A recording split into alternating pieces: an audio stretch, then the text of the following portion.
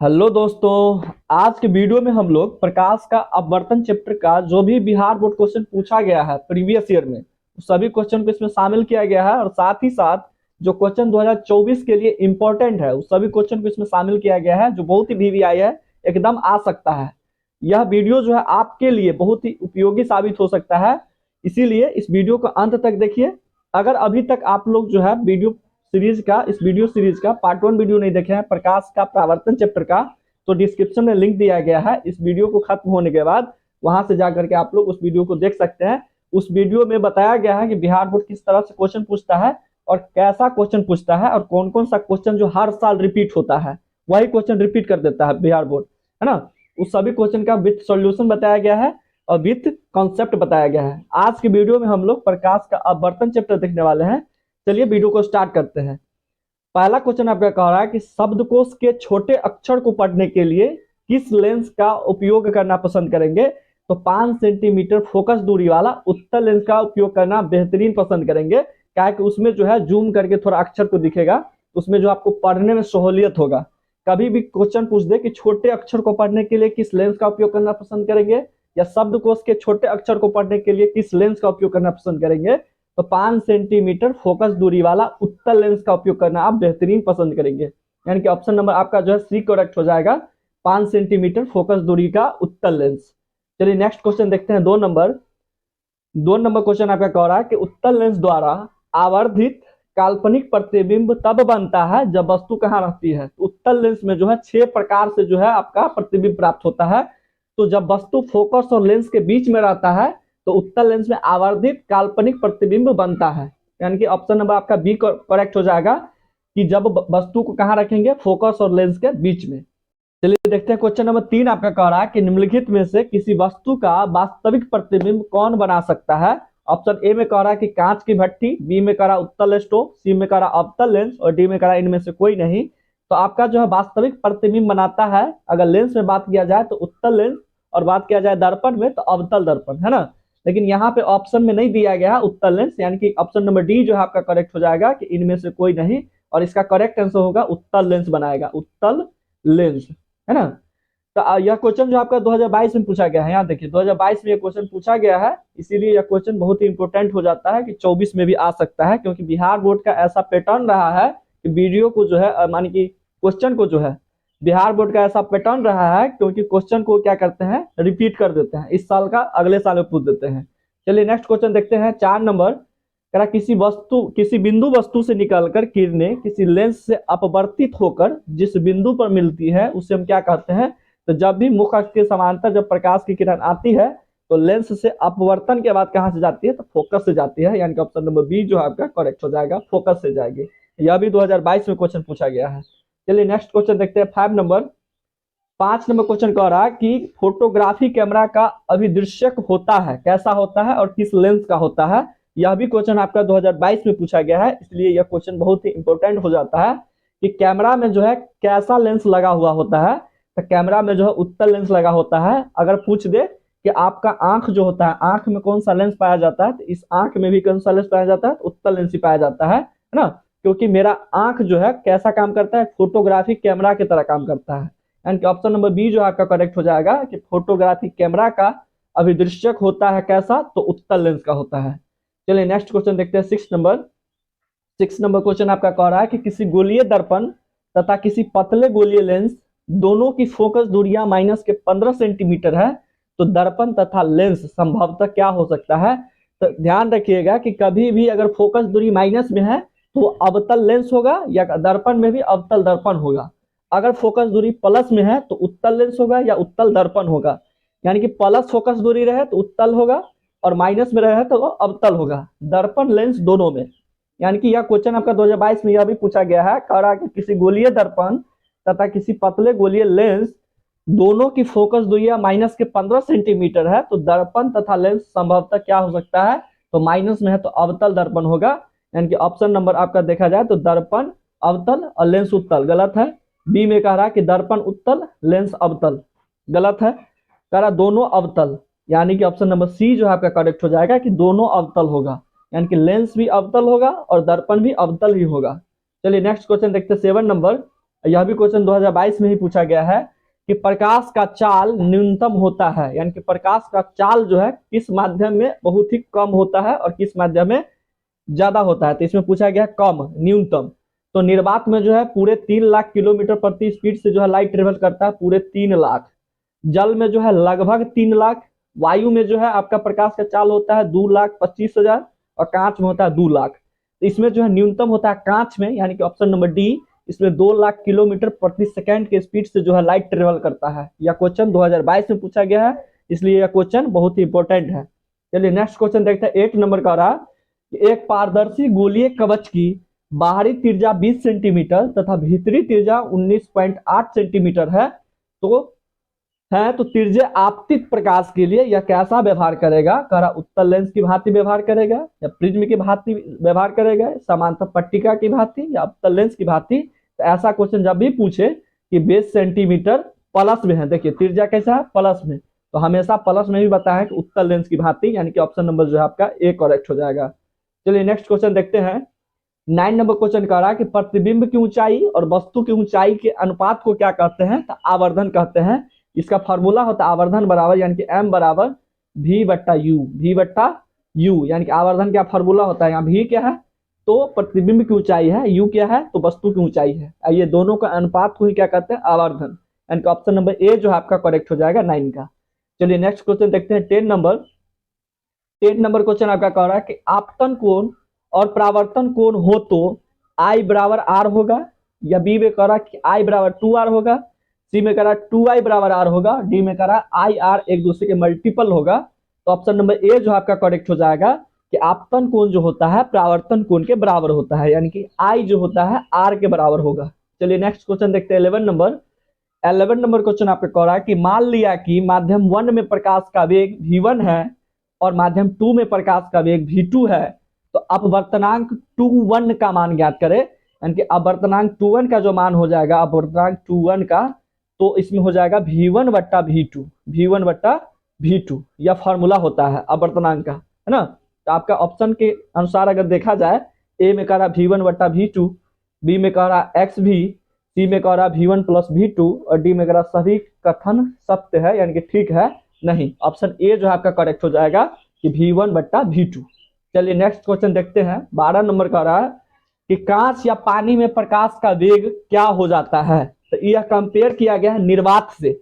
और निर्वात किसे कहते हैं पहले पूछ लीजिए। तो निर्वात उसे कहते हैं जहां की हवा भी नहीं है, प्रकाश को ऐसा कोई भी पदार्थ नहीं है या कोई भी तत्व नहीं है जो उसको रोक सके। तो निर्वात में ना वायु है, न कोई धूल कण है, न कहीं कोई वायुमंडल है, उसे हम निर्वात कहते हैं। तो निर्वात से अगर प्रकाश कहीं आती है किसी भी माध्यम में, कांच में आए या पानी में आए, तो वहां पे जो है प्रकाश की चाल में घट जाती है, यानी घटोत्तरी होती है। ऑप्शन नंबर बी जो आपका करेक्ट हो जाएगा कि कांच या पानी में जो है प्रकाश का चाल क्या हो जाएगा? घट जाएगा। किसके कंपेयर में? तो निर्वात के कंपेयर में। निर्वात में जो है पूरे प्रकाश का चाल जो होता है पूरे 3 लाख किलोमीटर प्रति सेकेंड होता है। अगर बात किया जाए पानी में प्रकाश का चाल कितना होता है, उसमें कितना स्पीड से जो है लाइट ट्रेवल कर सकता है, कितना स्पीड से जा सकता है, गुजर सकता है, तो पानी में लगभग 3 लाख। और बात किया जाए कांच में, तो कांच में 2 लाख किलोमीटर प्रति सेकेंड की स्पीड से ट्रेवल करेगा, है ना। तो इसमें जो है क्या हो जाता है? घट जाता है, यानी कि। चलिए नेक्स्ट क्वेश्चन देखते हैं। 13 नंबर क्वेश्चन कह रहा है कि अल्कोहल का अपवर्तनांक कितना होता है? अल्कोहल किसे कहते हैं? तो अल्कोहल से ही बना होता है क्या? तो दारू जो कहता है शराब बना होता है, अल्कोहल का मात्रा ही रहता है, यानी कि OH उसका फॉर्मूला होता है OH। तो यहाँ पे पूछ रहा है कि अल्कोहल का अपवर्तनांक कितना होता है? तो 1.36 होता है। ऑप्शन सी जो है आपका करेक्ट हो जाएगा कि अल्कोहल का अपवर्तनांक कितना होता है? 1.36 होता है। चलिए नेक्स्ट क्वेश्चन देखते हैं। 14 नंबर कह फोकस पर अभिसरित करने वाला किरण पुंज अपवर्तन के बाद समानांतर किरण पुंज में बदल जाता है, तो लेंस का नाम बताए। ऐसा उस लेंस में होता है जो कि उत्तल लेंस से, है ना। ऑप्शन नंबर बी जो आपका करेक्ट हो जाएगा। उत्तल लेंस में क्या होता है कि जब भी फोकस से आने वाली प्रकाश की किरणें होती है, दर्पण से अपवर्तन के बाद वह क्या हो जाता है? मुख अक्ष के समांतर हो जाता है, यानी कि ऑप्शन नंबर बी जो आपका करेक्ट हो जाएगा। चलिए नेक्स्ट क्वेश्चन देखते हैं। 15 नंबर क्वेश्चन कर रहा है आपका कि m का ऋणात्मक मान बताता है। तो m क्या है? आवर्धन। आवर्धन का फॉर्मूला क्या होता है? m बराबर वस्तु की ऊंचाई बट्टा में प्रतिबिंब की ऊंचाई बट्टा में वस्तु की ऊंचाई। तो वस्तु का ऊंचाई अगर मान लीजिए कि वस्तु जो है मुख्य अक्ष के नीचे बन रहा है, उल्टा बन रहा है, तो वो माइनस में होगा, और मुख्य अक्ष के ऊपर बन रहा है तो प्लस में होगा। तो यहाँ का आवर्धन का ऋणात्मक मान बताता है कि वस्तु का सापेक्ष प्रतिबिंब उल्टा है, यानी कि ऑप्शन नंबर ए जो है आपका करेक्ट हो जाएगा कि वस्तु के सापेक्ष प्रतिबिंब उल्टा बनेगा। इसका अर्थ हुआ कि मुख्य अक्ष या प्रधान अक्ष के नीचे बन रहा है, तो नीचे का मान हमेशा क्या होता है, माइनस में, ऊपर का मान प्लस में, और बायां साइड का मान जो है माइनस में, और फिर दाहिना साइड का मान होता है प्लस में। तो ऑप्शन नंबर ए जो आपका करेक्ट हो जाएगा कि वस्तु के सापेक्ष प्रतिबिंब उल्टा है।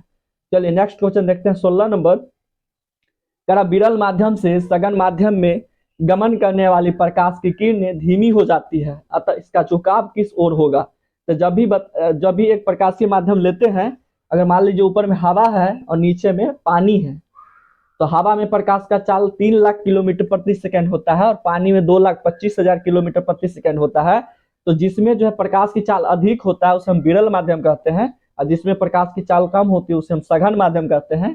तो जब भी जो है प्रकाश अगर हवा से चल करके पानी में इंटर करेगा तो किधर की ओर झुकेगा, तो जो है अगर मान लीजिए इसमें अभिलंब है तो अभिलंब की ओर झुक जाएगा, ऐसे है ना, ऐसे जाएगा। जाना चाहिए था उसको ऐसे, लेकिन जाएगा कैसे, हल्का झुक के, तो अभिलंब की ओर जो है झुक जाता है। तो क्वेश्चन आपका कह रहा था कि विरल से जब सघन माध्यम में गमन करने वाली प्रकाश की किरणें धीमी हो जाती है तो इसका झुकाव किधर हो जाएगा।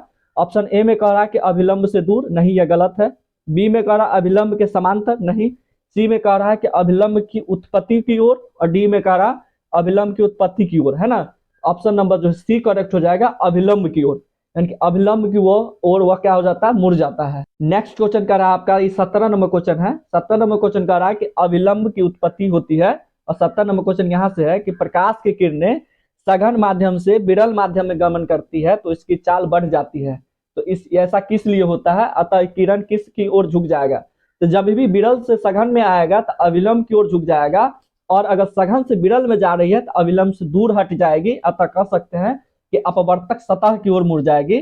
ऑप्शन नंबर ए में कह रहा है कि की ओर झुक जाएगी, से दूर हट जाएगी, यानी कि से मतलब क्या है कि अभिलंब की ओर, है ना, अभिलंब से दूर हट जाएगी। ऑप्शन नंबर बी जो है करेक्ट हो जाएगा कि जब भी सघन माध्यम से प्रकाश विरल माध्यम में जाएगी तो कहां से दूर हटेगी, अभिलंब से दूर हट जाएगी। और इससे अगला क्वेश्चन था, पिछला क्वेश्चन था कि विरल माध्यम से प्रकाश जब सघन माध्यम में जाती है तो किधर की ओर झुकाव होता है उसका, तो अभिलंब की ओर।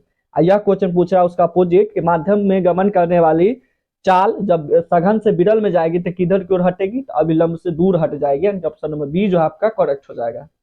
चलिए नेक्स्ट क्वेश्चन देखते हैं 18 नंबर। उत्तल लेंस के प्रकरण में जब प्रतिबिंब वास्तविक होता है तो आवर्धन कैसा होगा। तो वास्तविक होता है तो प्रतिबिंब वास्तविक होता है तो उल्टा होता है, और उल्टा का अर्थ है कि मुख्य अक्ष के नीचे बन रहा है, तो नीचे का मान हमेशा हम क्या लेते हैं, निगेटिव में लेते हैं, माइनस में लेते हैं, यानी कि ऋणात्मक लेते हैं। तो ऑप्शन ए में कह रहा है कि धनात्मक, नहीं, गलत है। बी में कह रहा है ऋणात्मक, यानी कि ऑप्शन नंबर बी जो है आपका करेक्ट हो जाएगा। 19 नंबर क्वेश्चन आपका कह रहा है कि किसी उत्तल लेंस के प्रकरण में आवर्धन m जब प्रतिबिंब आभासी होता है तो क्या होगा। तो आभासी होगा तो हमेशा प्रतिबिंब सीधा होता है, और सीधा होगा तो यानी कि मुख्य अक्ष के ऊपर होगा। सीधा हमेशा आभासी में बनता है, उल्टा हमेशा काल्पनिक वास्तविक बनता है। यानी कि कह सकते हैं कि काल्पनिक या आभासी प्रतिबिंब हमेशा सीधा होता है और वास्तविक प्रतिबिंब हमेशा उल्टा होता है, मुख्य अक्ष के नीचे होता है। तो इसमें क्वेश्चन में कह रहा है आपका 19 नंबर में कि किसी उत्तल लेंस के प्रकरण में आवर्धन m जब प्रतिबिंब आभासी हो, तो आभासी होगा तो प्रतिबिंब सीधा होगा, यानी कि सीधा होगा तो मुख्य अक्ष के ऊपर होगा, और ऊपर होगा तो धनात्मक होगा, यानी कि ऑप्शन नंबर ए जो आपका करेक्ट हो जाएगा। चलिए 20 नंबर क्वेश्चन देखते हैं। करा एक अवतल लेंस से 10 सेंटीमीटर दूर वस्तु रखने पर इसका आभासी सीधा प्रतिबिंब बनता है तो इसकी फोकस दूरी हो सकती है। तो जब भी ऐसा क्वेश्चन पूछे कि एक अवतल लेंस में 10 सेंटीमीटर दूर वस्तु रखते हैं तो यह क्या किसका बात कर रहा है, प्रकाशीय माध्यम और फोकस के बीच की दूरी का बात कर रहा है। तो 10 सेंटीमीटर पे रखा है तो 10 सेंटीमीटर से लेकर के और 2f1 तक जो है उसको हम 20 ही सेंटीमीटर तक लेंगे, यानी कि ऑप्शन नंबर ए के अनुसार देखा जाए 15 सेंटीमीटर, बी में कह रहा है 20 सेंटीमीटर, है ना। इसमें करेक्ट आंसर नहीं दिया गया है, इसका करेक्ट आंसर होगा कि वह कहां से कहां होगा, तो 0 से लेकर के 20 के बीच में, 0 से 20 के बीच में, है ना। यहाँ पे 0 से 20 करेक्ट हो जाएगा, इसमें करेक्ट ऑप्शन गलत दिया गया है। चलिए नेक्स्ट क्वेश्चन देखते हैं 21 नंबर। क्या किसी उत्तल लेंस के सामने 2f और अनंत के बीच कोई बिंब रखा है तो इसका प्रतिबिंब कहाँ बनेगा। एक चीज ये देख लीजिए कि जब भी लेंस ऐसा रहे, उत्तल लेंस हो चाहे उत्तल लेंस में ऐसा होता है, 6 रंग का प्रतिबिंब बनता है उत्तल लेंस में।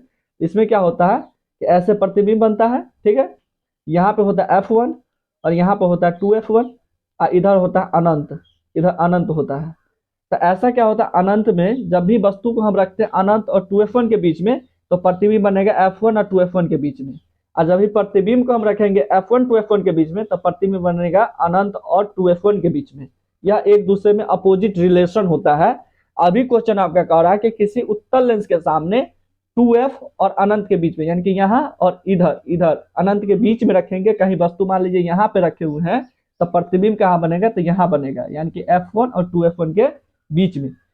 तो कैसा बनेगा यह भी पूछ रहा है, क्वेश्चन में पूछ रहा है कि इसका प्रतिबिंब बनेगा कैसा बनेगा, तो वास्तविक उल्टा और छोटा बनेगा, यानी कि ऑप्शन नंबर ए जो आपका करेक्ट हो जाएगा कि जब भी वस्तु को हम अनंत और 2F1 के बीच में रखते हैं तो प्रतिबिंब वास्तविक और उल्टा और थोड़ा छोटा बनता है।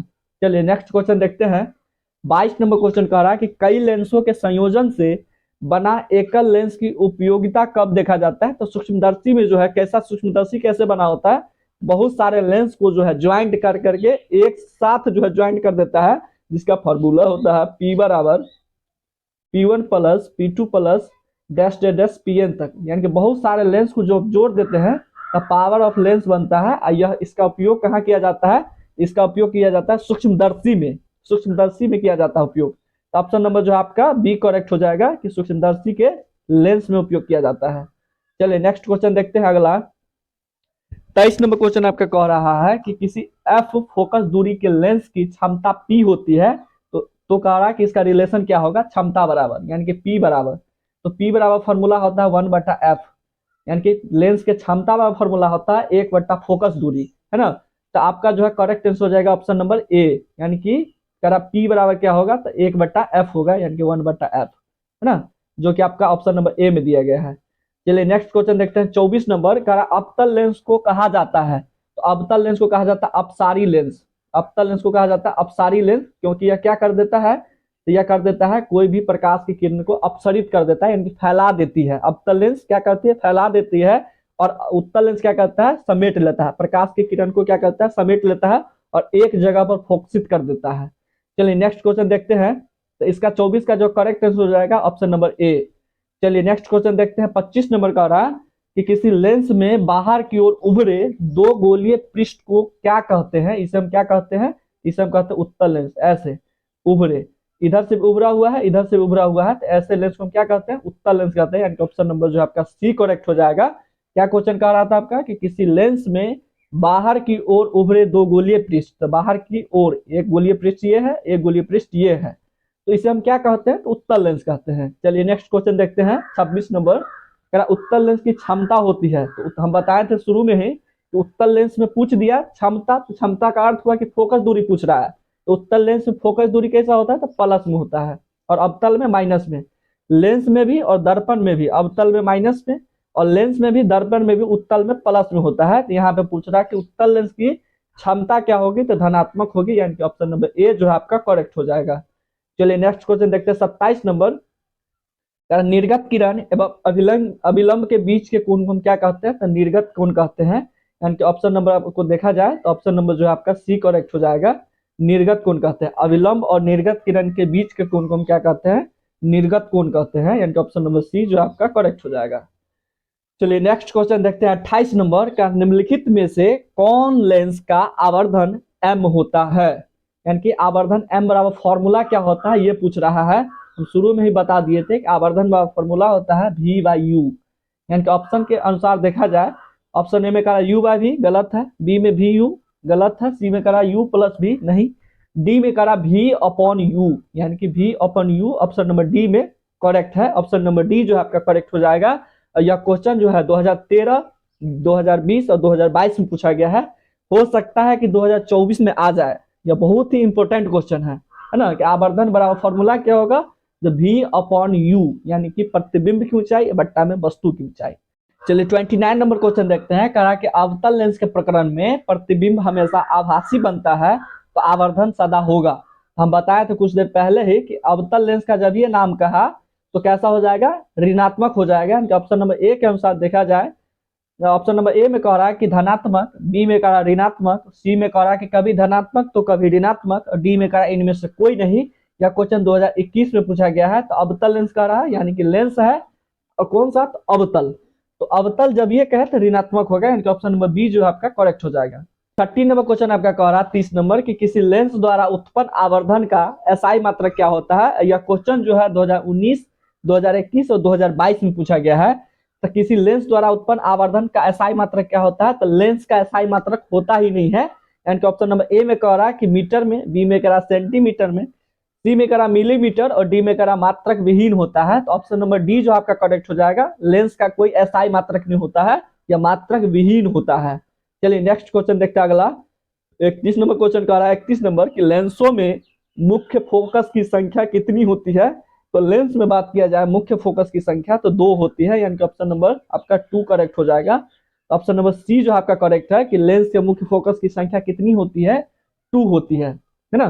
प्रथम मुख्य फोकस और द्वितीय मुख्य फोकस। चलिए नेक्स्ट क्वेश्चन देखते हैं। 32 नंबर क्वेश्चन कह रहा है आपका उत्तल लेंस में जब बिंब फोकस एवं लेंस के बीच रखी जाती है तब प्रतिबिंब बनता है। तो उत्तल लेंस में जब भी हम फोकस एवं लेंस के बीच में रखते हैं तो काल्पनिक बनता है। और कैसा बनता है, काल्पनिक है तो सीधा बनेगा। ऑप्शन नंबर ए जो आपका करेक्ट हो जाएगा, काल्पनिक और सीधा। जब भी उत्तल लेंस में हम बिंब और फोकस के बीच में वस्तु को रखेंगे तो कहाँ बनेगा फिगर, कैसा बनेगा, काल्पनिक और सीधा बनेगा। चलिए नेक्स्ट क्वेश्चन देखते हैं। 33 नंबर क्वेश्चन कर रहा है कि कौन सा लेंस अपसारी लेंस भी कहलाता है। तो अभी बताया था कुछ देर पहले, ऐसा ही क्वेश्चन आया था। यह भी क्वेश्चन जो 2018 में पूछा गया है और 2021 में पूछा गया है। तो कौन सा लेंस अपसारी लेंस कहा जाता है, तो अवतल लेंस को हम कौन सा लेंस कहते हैं, अपसारी लेंस कहते हैं। चलिए नेक्स्ट क्वेश्चन देखते हैं अगला। अगला क्वेश्चन कह रहा है 34 नंबर कह रहा है कि वायु में प्रकाश की चाल निर्वात की अपेक्षा डैश डैश डैश होती है। तो निर्वात के कंपेयर में वायु में जो प्रकाश की चाल है कम होती है, क्योंकि निर्वात में जो प्रकाश की चाल होती है 3 लाख किलोमीटर प्रति सेकेंड और वायु में जो प्रकाश का चाल होता है लगभग 3 लाख। तो कैसा हो जाएगा, ऑप्शन नंबर सी जो आपका, ऑप्शन नंबर ए जो आपका करेक्ट हो जाएगा कि कम होती है, वायु में प्रकाश की चाल निर्वात की अपेक्षा कम होती है। यह क्वेश्चन 2021 में पूछा गया है। चलिए नेक्स्ट क्वेश्चन देखते हैं। 35 नंबर क्वेश्चन कह रहा है कि प्रकाशीय माध्यम कितने प्रकार के होते हैं। तो प्रकाशीय माध्यम हमेशा एक प्रकार की होती है, यानी कि ऑप्शन नंबर 1 जो है, डी जो है करेक्ट हो जाएगा, एक प्रकार का। चलिए नेक्स्ट क्वेश्चन देखते हैं। 36 नंबर तेरा माध्यम बदलने से प्रकाश का वेग बदलना क्या कहलाता है। तो माध्यम बदलने से यानी कि जब भी प्रकाश जो हवा से पानी में इंटर करता है तो क्या हो जाता है, ऐसी इसी घटना को हम क्या कहते हैं, प्रकाश का अपवर्तन कहते हैं। यानी कि ऑप्शन नंबर ए जो है आपका करेक्ट हो जाएगा, अपवर्तन। नेक्स्ट क्वेश्चन देखते हैं। 37 नंबर कह रहा पानी में प्रकाश का वेग CW और कांच में प्रकाश का वेग CG हो तो ए में कह रहा, ऑप्शन नंबर ए में कह रहा कि CW बराबर CG होगा। यानी कि इसका अर्थ क्या हुआ कि पानी में प्रकाश का वेग CW है और कांच में प्रकाश का वेग CG है, तो किसमें प्रकाश का चाल अधिक होगा, तो पानी में ऑब्वियसली के अधिक होगा कांच के कंपेयर में, क्योंकि पानी में 3 लाख लगभग और कांच में होता है 2 लाख। किसमें अधिक होगा, तो पानी में। तो ऑप्शन नंबर ए में कह रहा कि दोनों में बराबर होता है। बी में कह रहा है कि पानी में ज्यादा है, W का अर्थ है वाटर और जी का मतलब है ग्लास, तो वाटर में ज्यादा है, यानी कि ऑप्शन नंबर बी जो आपका करेक्ट हो जाएगा कि CW में ज्यादा होगा CG से, है ना। चलिए नेक्स्ट क्वेश्चन देखते हैं। 38 नंबर क्वेश्चन कह रहा है आपका कि कांच की सिल्ली से पार करने वाली प्रकाश किरण में पैदा होता है पार्श्विक विस्थापन। कांच की सिल्ली में जब भी लाइट ऐसे करके जो पार करते थे, ऐसे करके आएगा, अविलंब से जाएगा ऐसे, फिर यहाँ पे अविलंब खिंचाएगा तो जाएगा कैसे, ऐसे। जाना चाहिए था कैसे, ऐसे। बीच के जो एंगल बनता है या जो भी डिफ्रैक्शन होता है उसे हम क्या कहते हैं, पार्श्विक विस्थापन कहते हैं। यानी कि ऑप्शन नंबर बी जो आपका करेक्ट हो जाएगा कि पार्श्विक विस्थापन उसमें पैदा होता है। चलिए नेक्स्ट क्वेश्चन देखते हैं। 39 नंबर करा अगर वायु में प्रकाश का वेग c है तथा एक माध्यम में प्रकाश का वेग v है तो निरपेक्ष अपवर्तनांक क्या होगा। तो निरपेक्ष अपवर्तनांक का फॉर्मूला होता है n21 वाला का अर्थ होता है कि अपवर्तनांक का अनुपात। तो प्रकाश का वेग c है और माध्यम एक में, और कह रहा है कि c है तथा एक माध्यम में प्रकाश का वेग v है, तो c/v आपका करेक्ट आंसर हो जाएगा। ऑप्शन नंबर ए में आपका कह रहा है कि c/v, तो ऑप्शन नंबर ए ही जो है आपका करेक्ट हो जाएगा कि c/v होगा। चलिए नेक्स्ट क्वेश्चन देखते हैं। 40 नंबर क्वेश्चन आपका कह रहा है कि मृग मरीचिका का कारण क्या होता है। यानी कि जो आसमान में जो सतरंगिया बनता है जिसे हम क्या कहते हैं, रेनबो, तो रेनबो का कारण क्या होता है, तो जब भी बारिश खत्म हो जाता है तो आसमान में देखिएगा कि धूप जब उगता है तो एक पट्टी नजर आता है 7 रंग का, जिसे हम क्या कहते हैं, सतरंगिया कहते हैं। उस सतरंगिया कैसे बनता है, उसे मृग मरीचिका कहा गया है। तो पहले अपवर्तन होता है पानी के बूंद पे और फिर बाद में पूर्ण आंतरिक परावर्तन हो जाता है। ऑप्शन नंबर डी जो आपका करेक्ट हो जाएगा कि पहले अपवर्तन और बाद में पूर्ण आंतरिक परावर्तन, यानी कि ऑप्शन नंबर डी जो आपका करेक्ट हो जाएगा। 41 नंबर क्वेश्चन का आपका कि क्रांतिक कोण है, तो सघन माध्यम में आपतन कोण को हम क्या कहते हैं, क्रांतिक कोण कहते हैं। ऑप्शन नंबर ए जो आपका करेक्ट हो जाएगा। क्रांतिक कोण किसे कहते हैं, तो सघन माध्यम में आपतन कोण की हम क्या कहते हैं, क्रांतिक कोण कहते हैं। आपतन कोण कैसा, कितना डिग्री का बनेगा, अविलंब और आपतन कोण के बीच 90 डिग्री का कोण बनता है क्रांतिक कोण में। चलिए नेक्स्ट क्वेश्चन देखते हैं। 42 नंबर क्वेश्चन कह रहा है कि एक लेंस का क्षमता -5 डायप्टर है, तो इसकी फोकस दूरी होगी। तो पहले इसका ऑप्शन देखना है कि किस में दिया गया है, मीटर में दिया गया है या सेंटीमीटर में। तो ऑप्शन दिया गया है सेंटीमीटर में। तो लेंस का क्षमता का फॉर्मूला बताए थे 1/f। तो f डायोप्टर दिया गया है, यानी कि 1/-5 दिया है। 100 से गुना करेंगे तो 5 जो है 20 बार में काट देगा, तो कितना आ जाएगा, -20। तो फोकस दूरी कितना हो जाएगा, -20 सेंटीमीटर। जब भी सेंटीमीटर में दिया रहे तो 100 से गुना करना है। तो ऑप्शन नंबर जो आपका बी करेक्ट हो जाएगा, -20 सेंटीमीटर। एक लेंस की क्षमता अगर -5 डायप्टर है तो इसकी फोकस दूरी होगा -20 सेंटीमीटर। तो ऑप्शन नंबर बी जो आपका करेक्ट हो जाएगा, option number B. 43 number question आपका कह रहा है कि किसी बिंब का वास्तविक तथा समान साइज का प्रतिबिंब प्राप्त करने के लिए बिंब को उत्तल लेंस के सामने रखना होगा कहाँ पे। तो जब भी ऐसा क्वेश्चन पूछा, यह क्वेश्चन 2012 में पूछा गया है। ऐसे यहाँ पे लेंस होता है उत्तल लेंस, यहाँ पे होता है f1, यहाँ पे होता है 2f1। तो जब भी वस्तु को हम यहाँ पे रखेंगे तो यहाँ से जब गुजारेंगे किरण तो यहाँ से ऐसे जाएगा, फिर से अगर गुजारेंगे अगर प्रकाशीय माध्यम से तो यहाँ पे आके कटेगा। यहाँ पे होता है 2f2, तो 2f2 पे बनेगा। जब भी हम वस्तु को 2f1 पे रखेंगे तो प्रतिबिंब बनेगा 2f2 पे और समान बनेगा। जितना ही बड़ा बिंब होगा उतना ही बड़ा प्रतिबिंब बनेगा। तो ऑप्शन नंबर जो आपका ऑप्शन नंबर ए में करा 2f1 पे, बी में करा f1 पे, सी में करा कि f2 पे और डी में करा 3/2f1 पे। ऑप्शन नंबर जो है ए आपका करेक्ट हो जाएगा। जब वस्तु को हम 2f1 पे रखेंगे तो प्रतिबिंब बनेगा 2f2 पे और समान साइज का प्रतिबिंब बनेगा। जितना बड़ा वस्तु होगा उतना ही बड़ा उसका प्रतिबिंब बनेगा। 44 नंबर क्वेश्चन आपका कह रहा है कि एक उत्तल लेंस की फोकस दूरी 20 सेंटीमीटर है और लेंस की क्षमता क्या होगा। तो लेंस की क्षमता क्या होगा, तो 1/20 गुना में 100 है ना, तो 20×5 100, तो कितना आ जाएगा, 5 डायोप्टर आ जाएगा, प्लस के 5 डायोप्टर। तो एक उत्तल लेंस की फोकस दूरी अगर 20 सेंटीमीटर है तो उसकी लेंस की क्षमता क्या होगा, तो प्लस के 5 डायोप्टर, यानी कि ऑप्शन नंबर ए जो है आपका करेक्ट हो जाएगा। चलिए नेक्स्ट क्वेश्चन देखते हैं। 45 नंबर, किसी लेंस के प्रकाशीय केंद्र से होकर गुजरने वाली किरण के पथ में अपवर्तन के बाद क्या होता है। तो जब भी प्रकाशीय माध्यम से लाइट आती है तो सीधे सीधे निकल जाती है बिना विचलन के, यानी कि इसमें विचलन नहीं होती है। तो ऑप्शन नंबर ए में कह रहा है कि विचलन नहीं होता है, यानी कि ऑप्शन नंबर ए जो है आपका करेक्ट हो जाएगा कि जब भी प्रकाशीय माध्यम से हम लाइट गुजारेंगे तो बिना विचलन के वो सीधे सीधे निकल जाएगी। ऑप्शन नंबर ए जो है आपका करेक्ट हो जाएगा। चलिए 46 नंबर क्वेश्चन देखते हैं। करा कि निम्न में से कौन सा पदार्थ लेंस के लिए प्रयुक्त नहीं किया जा सकता है, यानी कि लेंस के लिए उपयोग में नहीं लाया जा सकता है। यह क्वेश्चन 2012 में पूछा गया है। ऑप्शन ए में कह रहा कि जल में जो है प्रतिबिंब प्राप्त किया जा सकता है पानी में। देखिएगा जब भी आप पानी में सर झुकाइएगा तो उसमें आपका प्रतिबिंब नजर आएगा। कांच में यानी कि शीशा में आप लोग तो चेहरा अपना देखते ही हैं। प्लास्टिक में कभी कभी देखिएगा कि कोई प्लास्टिक का कोई थैली होगा उसमें भी आपका प्रतिबिंब प्राप्त हो जाता है, लेकिन मिट्टी में कभी भी नहीं देखते हैं कि प्रतिबिंब प्राप्त होता है, यानी कि ऑप्शन नंबर डी जो आपका करेक्ट हो जाएगा। क्वेश्चन कह रहा था कि निम्न में से कौन सा पदार्थ लेंस के लिए प्रयुक्त नहीं किया जा सकता है, तो क्या क्या नहीं किया जाएगा, मिट्टी। ऑप्शन नंबर डी जो आपका करेक्ट हो जाएगा। चलिए नेक्स्ट क्वेश्चन देखते हैं। 47 नंबर, कह जिस लेंस का एक तल उभरा हुआ हो लेकिन दूसरा तल समतल हो, यानी कि कुछ लेंस ऐसा हो, ऐसा लेंस को हम क्या कहते हैं, एक तल समतल हो दूसरा तल जो है उभरा हुआ हो, ऐसे लेंस को हम कहते हैं समोत्तल लेंस। यानी कि ऑप्शन नंबर ए में कह रहा अभिसारी लेंस, बी में कह रहा अपसारी लेंस, सी में कह रहा एक तरफ से प्रकाश डालने पर अभिसारी और दूसरे तरफ से प्रकाश डालने पे अपसारी, नहीं डी में कह रहा है कि समोत्तल लेंस, यानी कि ऑप्शन नंबर डी जो है आपका करेक्ट हो जाएगा कि एक तल अगर समतल हो दूसरा उभरा हुआ तो उसे हम क्या कहते हैं, समोत्तल लेंस कहते हैं, समतल उत्तल, तो दोनों को जोड़ेंगे तो समोत्तल। चलिए नेक्स्ट क्वेश्चन देखते हैं। 48 नंबर, कह पानी से भरी बाल्टी की गहराई कम दिखती है इसकी क्या कारण है? तो इसकी कारण है प्रकाश का अपवर्तन। प्रकाश के अपवर्तन के कारण जो है ऐसा होता है, क्योंकि पानी के ऊपर जो हवा रहता है और जब ये पानी में प्रकाश लाइट प्रवेश करता है तो विरल माध्यम से सघन माध्यम में जाती है तो अभिलंब की ओर झुक जाती है, इसलिए जो है वह वस्तु जो है टेढ़ी दिखाई देगा। या देखिएगा कभी डंडा डाल डाल दीजिएगा पानी में तो डंडा जो टेढ़ी नजर आएगा, या फिर डोल की गहराई जो है कम प्रतीत होता है। ये सभी घटना क्या है? तो प्रकाश का अपवर्तन है। ऑप्शन नंबर ए जो है आपका करेक्ट हो जाएगा। चलिए दोस्तों, वीडियो को यहीं तक एंड करते हैं। अगर वीडियो पसंद आया हो तो वीडियो को लाइक कर दीजिएगा, और इसी तरह चैप्टर वाइज ऑब्जेक्टिव का आप क्लास लेना चाहते हैं सब्सक्राइब कर लेंगे चैनल को, वीडियो को लाइक कर दीजिएगा, क्योंकि हम अगले दिन जो है फिर से रंग बिरंगा संसार मानव नेत्र का वीडियो डालने वाले हैं। चलिए धन्यवाद, मिलते हैं अगले वीडियो में।